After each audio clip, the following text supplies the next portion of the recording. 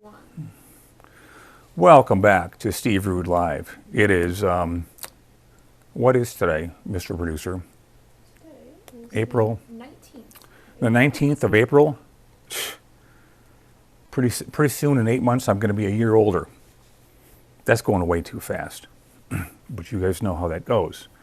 Today we're here to talk about some pretty cool stuff. I'm going to be doing a charcoal drawing later on to show you how I approach a particular figure that I'll be working from reference with.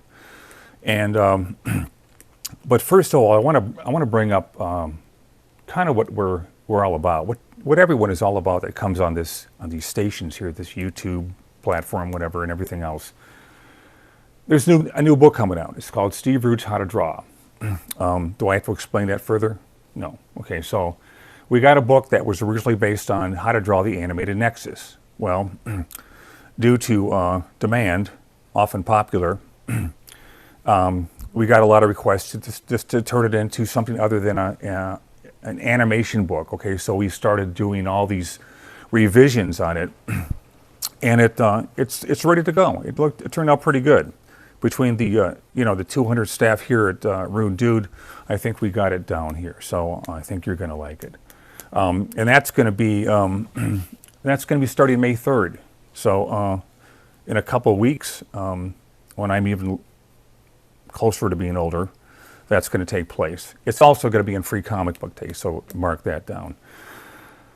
One thing I wanted to bring up, I thought about this the other day, and I love these old artists from the war years, as I call it. Guys that basically started out from the 1900s, went into World War I, and lived through 2 world wars, and then by the 1960s, things had changed for these people, and they were not happy about that because TV had taken over, and photography had taken over for what was once a very popular illustration field. And very lucrative too. And I was reading the story about one of these guys. His name is happened to be Henry Rowley, and Henry Rowley is one of the many people back in the 1930s and 20s that were making huge amounts of money because there was nothing to compete with illustrators back then. No TV, radio didn't come on till around 1930 or 40. I don't quite remember. You guys can tell me if I'm right or not. But this is one of these guys that had it made. He was making over $1 million a year in today's money. You imagine that? He lived in the country. He had a beautiful wife and 3 kids. He owned a yacht. He traveled the world. And he spent money freely on his friends. So he had everything made that an artist could possibly want. Later on, when he realized that he hadn't really saved a whole lot of money because he gave it all away to friends, he took his own life, and that was in 1944. And that is the sad conclusion to a lot of artists' lives back then when they fell out of favor, which is a very sad thing. And it's just something for all of us to keep in mind because we're living in different ages right now. So this whole stuff with the AI coming in and the big companies, comic companies paying less than ever. The paper they send out to me to work on is worse than toilet paper. I give it to my dog to do his business on. So every era has its complications, and those are the ones going on with us right now. So I got to thinking, with this Henry Rowley story here, he had friends, but do we really have as many friends as we hoped we did? Because, and there was a song that came out a while ago by some dudes, and it was about friends, and I really liked the song, so I thought I would add my own lyrics to it. So let's play that right now for you guys, and let me know what you think, okay?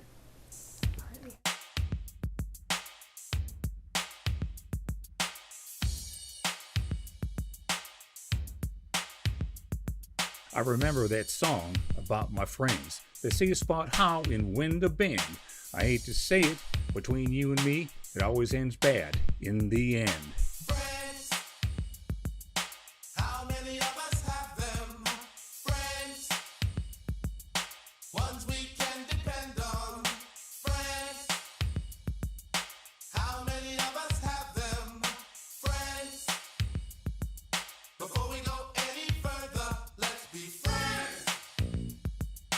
But when I think back, and times were good, I should have thought fast about the hood. Cause when I got home to write this song, my friends didn't show to sing along. The party got going, and I was the star. Soon as I left, it was hardy har har. I asked my good buddy, explain it to me. I thought I had friends, but it wasn't to be. I thought I was keeping time with the team. I went to school, I was making the scene. I looked all around me, the teachers just stared. The boy is a loser, you know what I mean?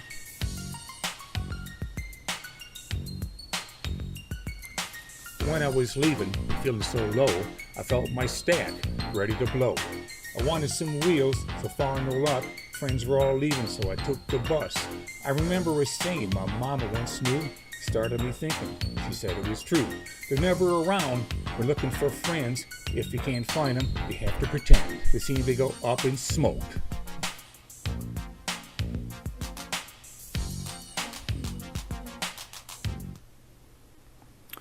So, you know, given the state of things and how bad people are being paid nowadays, it's nice to think that I might have an alternative career if I can't make a living pushing pencils around. Now we're going to go into the star of the show today, as if that wasn't. We're going to be doing drawing today, which I think is what you guys are tuned in to see. I thought about a couple possible subjects. One was a rhinoceros, one was an anteater, and the other was an echidna. But knowing those probably weren't going to go over too big, I thought, well, let's just do what I do usually for you guys, which is a human figure. So we're going to take this charcoal paper here that everyone knows we work on when we're doing art studies, studies from like models and class studies and art school, all that kind of stuff. So the thing I'm going to be drawing from is something from a guy named Frank Brangwyn. And Frank Brangwyn was a guy that, if you know your art history, you know your illustrators, Frank Brangwyn was the guy that taught Dean Cornwell, the dean of illustrators, a lot of stuff when it came to doing murals. Now, I can't imagine why anyone would want to do murals. Dean Cornwell was responsible for painting the murals in the LA library. The problem with murals is that they're about 100 feet above your eye view, so nobody looks up in the world. So I think that's kind of a waste of your last 10 years of your life. Let's grab a couple pencils here. These are things I've been using for a while, these Derwent drawing pencils. Ivory Black 6700007. I just added that last part. So this is done, it looks to be done in pencil. I thought it was actually pen and ink, so let's start right here. Hopefully we have a nice big close-up of where I'm starting here.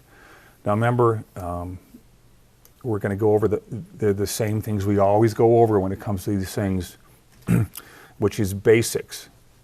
And basics always start with a general overall nailing of proportions.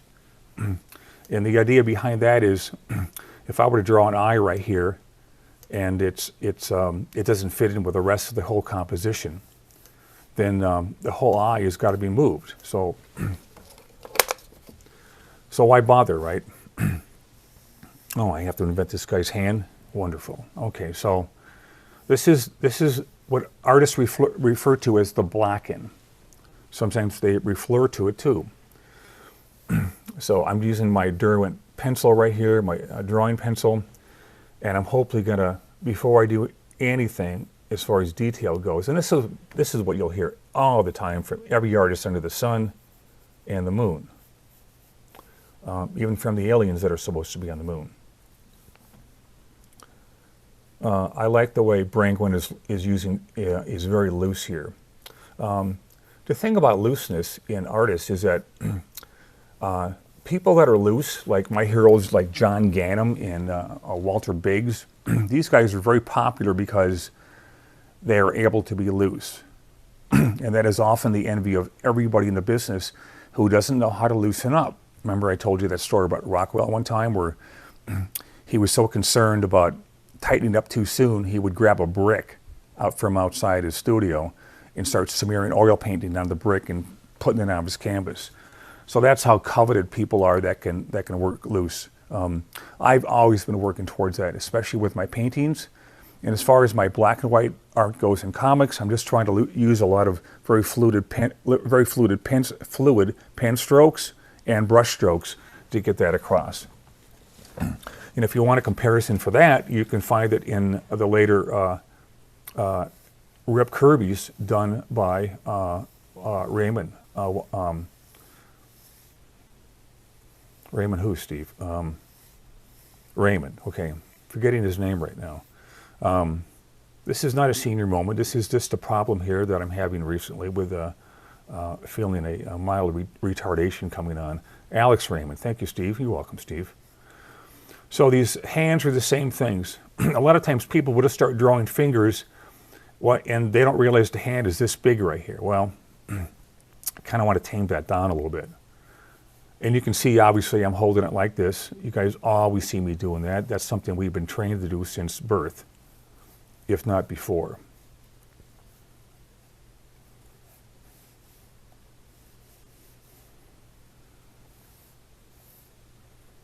I see a lot of YouTube videos out there, and they're obviously of varying quality.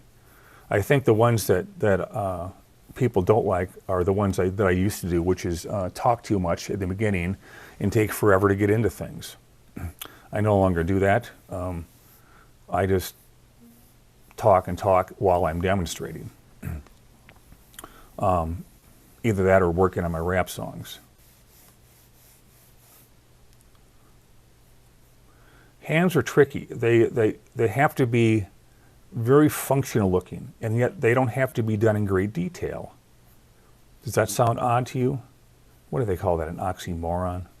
Well, unless you are a moron, even if you're not, it's something to keep in mind, because anything can be drawn loosely right here. For this this elderly finger picker right here. By the way, what do you think of the outfit here? Pretty cool, huh? No more cut-off T-shirts and jeans for the dude here when he comes on the live show here. Show some class, Steve, which I am. What else do we have here? We have a knee. The knee goes down starting around here. I'm a little off, but not by much. Are you guys practicing this at home along with me? Because if you're not, you're really missing out. Otherwise, you're going to have to wait for this thing to be non-live. And good luck with you for that. These elements right here are just, I consider them part of the design. It's a dark block here against a light. How does this work right here? Squinting always helps. You know about the squinting. I don't got to go into that because everyone knows about that. Squinting is about trying to get as many crow's feet as possible before you're the age of 40. And believe me, it works, especially if you're an artist. So that little area right there is considered design. These are all halftones right here. I don't quite know what he's got on there. It's probably, well, he's got a kerchief on right here, but the rest of it I don't really know. But he does have a vest on, and we're going to grab that, take advantage of that, and block that in as a solid dark color. Now that's not exactly black. It's a lighter pencil than that. That's black. Okay, so it's actually, we're working with kind of a gray thing going on here. But that's the way it goes. Does he have a mustache? Well, if he doesn't, I'm going to put one on him. Guantanamera. Okay. Guantanamera. So this guy is he's got that little rim going on with his derby there. No, this is not a derby. That's what do you call this kind of cap? We need to hear more from people from Iceland. So anyone out there from Iceland or Jamaica, put aside your jerk beef and tell us what the name of this thing is right here. Okay. All right. Good. Glad to hear it. Oh, we have someone tuning in from Germany. They said, their name is Luke. They said, can I just say that you're a legend? Love this. Greetings from Germany. Ah, yes, Deutschland. I feel kind of proud about saying that because I was in Germany, Deutschland. It was West Germany. I never made it to East, and I never sat in the ovens. But someday maybe I will. But that's the funny thing about comic artists. They get invited to go everywhere. Now, it's been a while since I've been out of the state, mostly because I hate flying. But I'll go back one day. Another thing about the German people, I found them incredibly welcoming. But I must say, there was a guy that kind of sponsored our trip over there, and he was anything but welcoming. He was one of the bad Germans. I'm going to call this guy a straight-out psychopath. But everyone else was just the most wonderful people in the world. In fact, one time when I was stuck at the train station because the psychopath had the train doors closed before I could get in, I waited around for about 9 hours, at least. And I don't know what happened, but some telling soul, some sensitive soul came around and said, "Are you Steve Root?" I said, "Yeah, who's asking?" I said, "Yeah." I said, "Well, I'm here to rescue you and take you away from this train station and get you back to where you belong right now, because you're going to be going on in some kind of a function in a little bit here, and I wanted to be there to help you out." So there you go. Humanity is the same everywhere you go. The good, the bad, and the psychos. Let's move this out of the way here. I suppose I have to fake this hand now, right? So another thing that I did wrong is I bent this thing down right here when it's actually going up. So let's just see if we can fake the finger picking here. Speaking of finger picking, I want to tell you guys something that I've never even thought about in the most serious way, but it's very serious. So I'm going to reveal it in a moment here. But you know, we have these so-called things on our bucket list, right? Well, forget the bucket. I just have my list, right? And one of them that I discovered last night after watching all my old bands that I loved from the 70s and 80s, and well, forget the 90s, the 80s. I listened to these songs and the incredible vocalizations and the musicianship that these guys had, and I realized that was if I had one wish in life, it would be to be able to sing like those guys and play the guitar like those guys. Because most artists know that music is so analogous to what we do in art. And when you don't have the ability to do any of that stuff, that would be me, then you can only dream about what it might be like to have that ability, to have that talent. And I don't have it. I never will. I was in choir in high school. They should have kicked me out right away. But in the meantime, we play these songs when we're working, and they inspire us in ways that I find is almost identical to what musicians do with their playing their instruments. So anyone that can sing, anyone that can dance, well, forget dancing, unless it's shuffle dancing, which I'm trying to learn. That'll be my next rap song. That's the thing that I most want to learn in life, and maybe if we wish hard enough, it's possible that I may actually attain that someday, but only in my dreams. The commenter from Germany wrote back. He said, "That's okay. I'm German and I don't like most Germans. Idiocy is not geographically bound." Oh, isn't that the truth? This guy is very smart. What's his name? Let's announce his name over the airwaves here. Luke Oakley. Luke Oakley? Mm-hmm. Doesn't sound German, doesn't it? Anyway, so Luke is obviously a person of high perception, which is hardly shocking to me, since we have a 98% stunningly intelligent audience in the Rude Dude live stream capacity here, audience, so-called. So I think that's going to do it for today. That's my drawing right there. I hope you enjoyed that lesson. We're going to have another one next week. Again, these are Derwent drawing pencils. They could be a lot darker. Maybe we'll work with charcoal next time. And in the meantime, free comic book day, and of course, the Steve Rude How to Draw book. I'm excited. I don't know who the Steve Rude guy is, but he's supposed to be something more than average. So until next time, we're just going to say auf Wiedersehen. That's German. Thank you, and I hope you had a good time. We'll see you next week. Take care.